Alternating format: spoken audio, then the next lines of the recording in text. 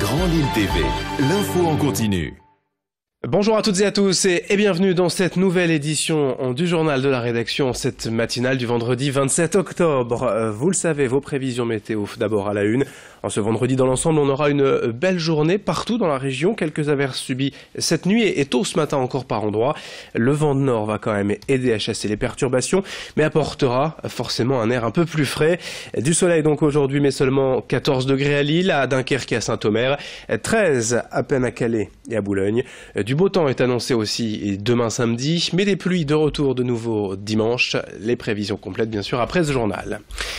À la une de ce journal, de cette édition, d'abord ce phénomène qui inquiète ceux qui le subissent au quotidien, la prolifération des rats dans les zones urbaines.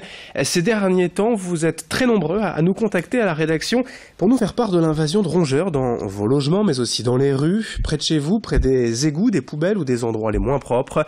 Les rats seraient devenus particulièrement résistants aux produits raticides et le problème, c'est qu'ils portent de nombreux parasites et peuvent nous transmettre des maladies. Alors comment expliquer concrètement cette multiplication des rats et surtout comment lutter contre et de manière efficace? Céline Huret a rencontré ce spécialiste de la dératisation.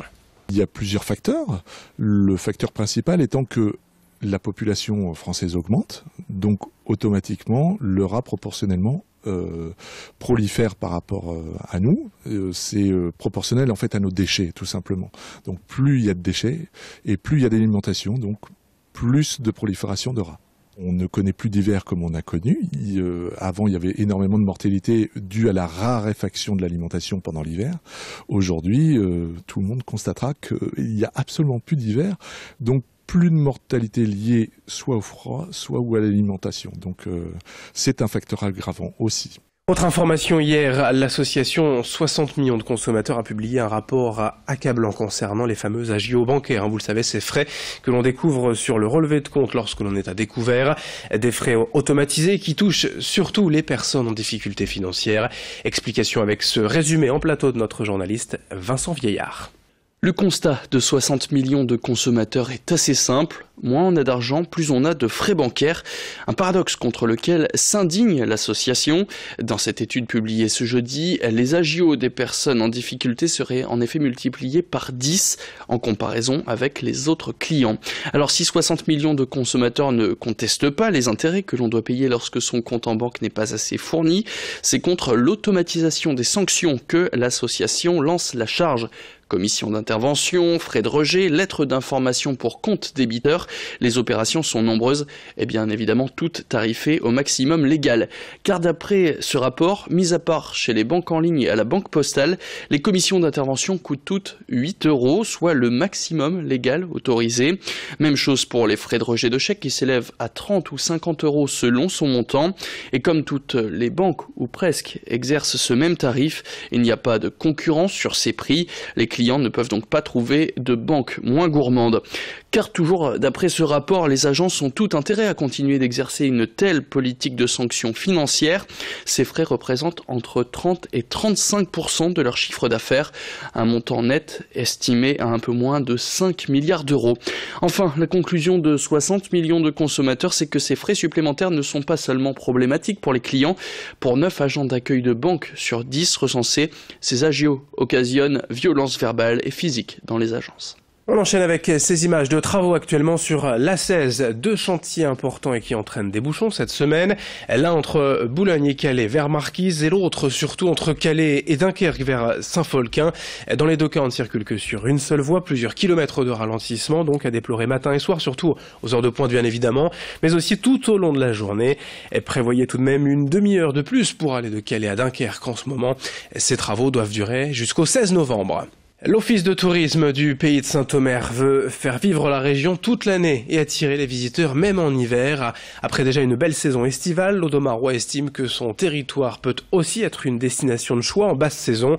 La Coupole, le Marais, le centre-ville de Saint-Omer, mais aussi toutes sortes d'activités ludiques et insolites à faire même quand les températures chutent.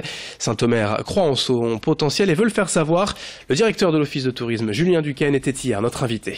il y a près de 200 activités, 200 structures qui proposent des activités. Quand on les additionne, on peut par exemple se promener en 2 chevaux, on peut se promener en Solex, on peut se promener maintenant en trotitaille, on peut se promener en train à vapeur, on peut même visiter l'association qui fournit les véhicules des petits meurtres d'Agatha Christie. Donc il y a plein de choses comme ça à développer sur le territoire, et de plus en plus, moi j'ai l'impression que les structures touristiques, les restaurateurs avec le savoir-faire, on est quand même dans un marais qui est encore cultivé, donc on a le chou-fleur par exemple, la carotte de Tille, qu'on a d'excellents produits, et mis bout à bout, ben justement, on considère que cette offre se développe, et avec l'hiver, eh bien, on a cet aspect un petit peu merveilleux. Dans le reste de cette édition, alors que s'approche la Toussaint, les cimetières sont actuellement très fréquentés et deviennent une cible pour les voleurs.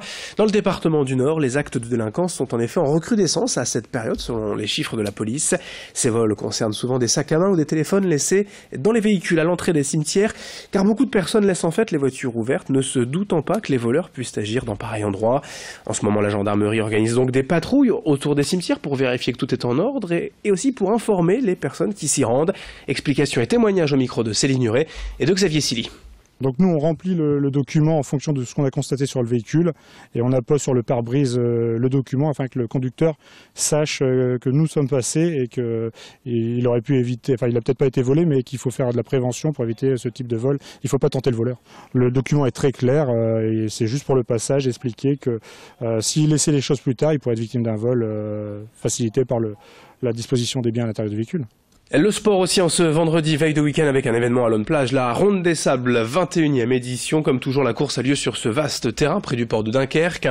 Un circuit de 6 km 270 travaillé durant près d'une semaine par 25 bénévoles. Plusieurs courses sont au programme du week-end, 750 pilotes engagés, des amateurs, des jeunes espoirs, mais aussi les meilleurs de la discipline. Demain, la piste est ouverte aux quads et aux juniors et dimanche, c'est la course élite, la deuxième épreuve d'ailleurs du championnat de France des courses sur sable. Après le beach cross de Berck, il y a 2 semaines. Les meilleurs pilotes français et internationaux seront au rendez-vous. Présentation de l'événement ouvert au public, bien évidemment, au micro de Corentin Escaillé. Il faut savoir qu'ici, on n'est pas comme à Berck sur des manches, sur un format motocross, on est sur un format endurance. Donc là, vous partez de 14h à 16h30 pour une manche de 2h30, quoi. Ici, voilà, c'est un circuit de sable, c'est un lieu d'entraînement. Il y a plus de 20 000 pilotes qui viennent chaque année s'entraîner sur le circuit Bernard-Gouvard.